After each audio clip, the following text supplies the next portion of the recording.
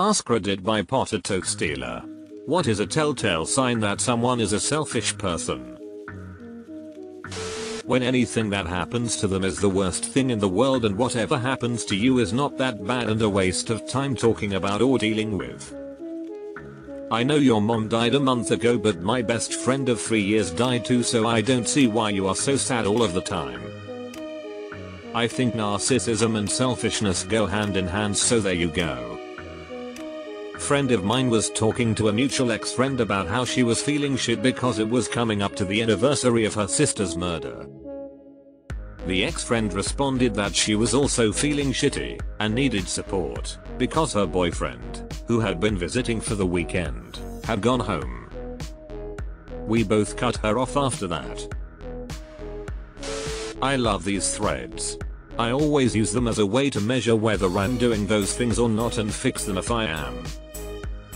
Made it about yourself, haven't you? Heh. They feel no remorse for how they've hurt others. Let's not forget how they make you apologize for how you made them feel when you want to talk about things they did to you. Doesn't think they are wrong in the slightest bit. They can't shoulder any bit of responsibility. Look, it's not my fault that you can't do anything right. They don't remember the times people helped them, but remember clearly all the times they have helped others. Deleted. They bring nothing to the potluck but are first in line. They brought Tupperware containers to the potluck to bring home. Deleted. Just to add this, they keep their space quite clean, but anything common is where they litter. They respond how worse their situation is when you're sharing your problems with them. No try for help or listening, just trying to draw attention on their side. The complainers.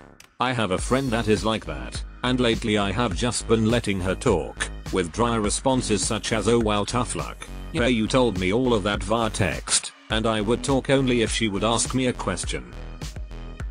Well, the hangout got silent super fast. And it seems she is no longer satisfied sharing the details of her life with me. Novic. Every bad thing you do to them is drama worthy. And X200B. Every bad thing they do to you are details and should be moved on from. And why can't you just do that? You're so dramatic. Edit after 14k. I never thought that being so upvoted would make me feel so sad. It's heartbreaking that so many people can relate to this.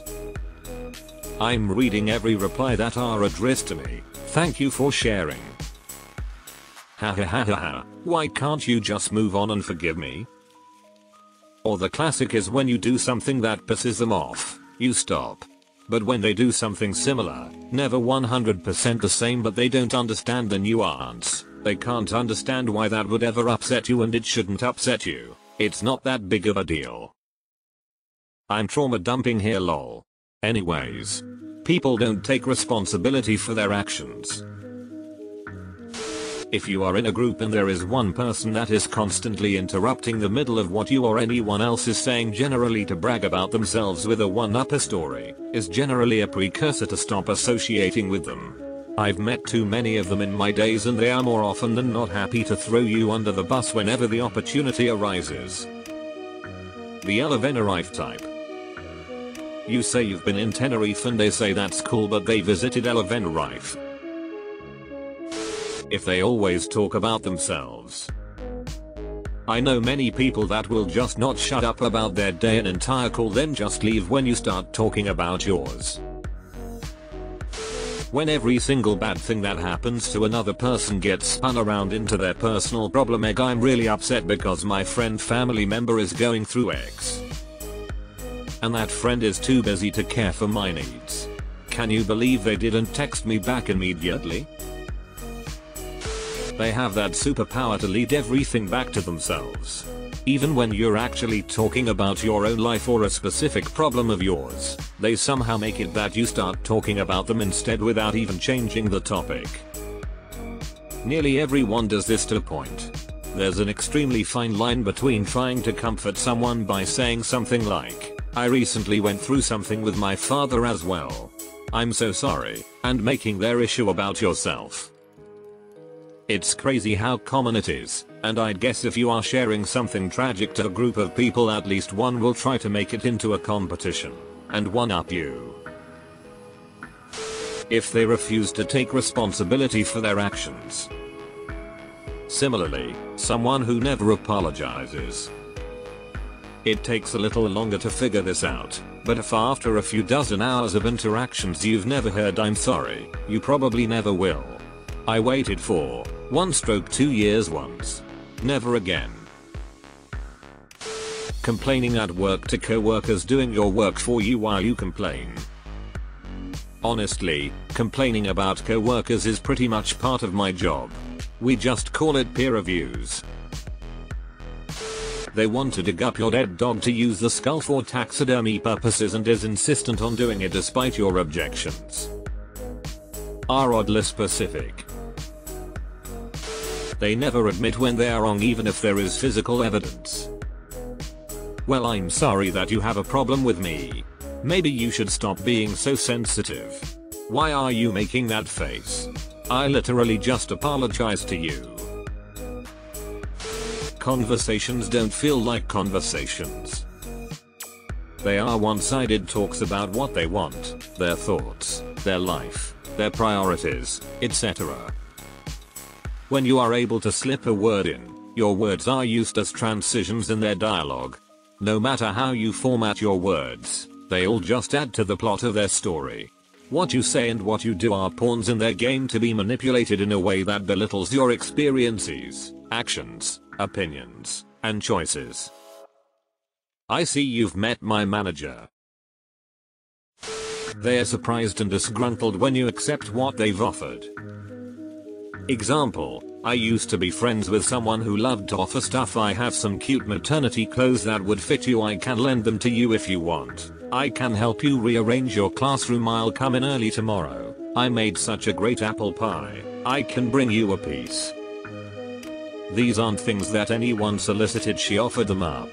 Yet she 100% expects that everyone will politely decline her offers. I'm a yes person. Anything you offer to me, I will happily accept. The look on her face when I would resent, "That would be great, thanks," was always priceless. She never followed through with any of it, but she never stopped offering stuff. And I never stopped accepting. It was kind of hilarious. I'd be like, "Where's my apple pie? You said you were bringing pie, where is it?"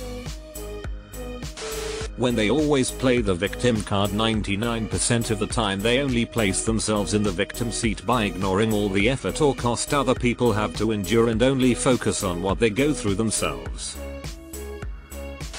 Cliche answer, but I have found the return the shopping cart test to be pretty accurate. It is such a small thing, but it does tell you if a person thinks small things like that matter. This is my favorite armchair measure of good person. There is absolutely no benefit to you as the trolley returner, but there is loss to others if you don't. There's also no immediate human association like with how you treat a server or retail employee. Just raw, are you thinking about the other guy? They're rude to waitstaff or just staff and employees in general. Or if their situational awareness is severely lacking and they don't seem to have a problem with it. Waitstaff typically can't bite back when someone's being an asshole. Seeing how someone behaves when there's almost zero possibility of them being held accountable for said behavior is a pretty good window into their psyche. For me, it's people who listen to loud TikTok in public, especially in relatively silent places. There is a guy that hangs out in my favorite bar. Doesn't talk much and stays to himself, but he sits for hours watching videos on his phone with the volume on. It's the most obnoxious thing ever. Bartenders finally told him to turn the volume off or stop watching. He was 100% oblivious to the fact that no one else in the place wanted to hear that shit. My ex was insanely selfish. Her dad gave her a $20k a month allowance plus paid for her mortgage on a penthouse in Nick while she went to Yale. He paid her car plus insurance. She had zero need for cash. All bills are paid. He also gave her a credit card with, I'm assuming, no limit. Cause we bought a car on a whim once. But I saw her steal $3 from a friend who was passed out. She'd steal panties from Walmart. She had a pile of cash in her bedroom. We once needed to pay for a delivery, IDK if it was bagels or pizza, but she refused to touch the pile of cash. I had to walk to my car to get cash. And when I tipped her $10 for waiting, my ex went ballistic. Calling me a bitch, a moron and queer. Cause why would you give a random porky bitch $10 for $5 worth of food?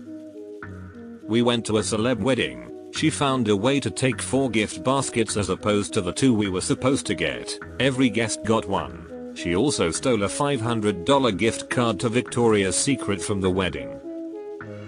She's wicked greedy. How the fuck is she spending $5k a week? One of my workmates had her drink taken from the fridge by someone else. When she put up a sign on the fridge to remind people not to take things, another guy asked her why she was doing it. She explained her drink was taken and without skipping a beat he said, oh yeah, that's because someone took mine. So not only willing admitting to doing JT, but his justification was that someone did it to him?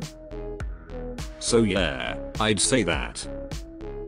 This is what people call paying your dues. Other people treated me poorly, so I need to perpetuate that to somehow justify it being done to me.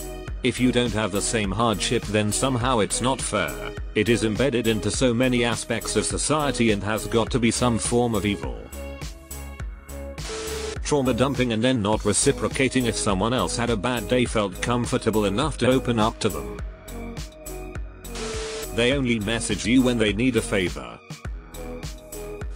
When they are unable to see beyond their own needs and feelings, and aren't capable of recognizing when they are impacting the people around them in negative ways. Another sign of a selfish person is when they're driven only by their own self-interests, and don't care about how their actions might affect others.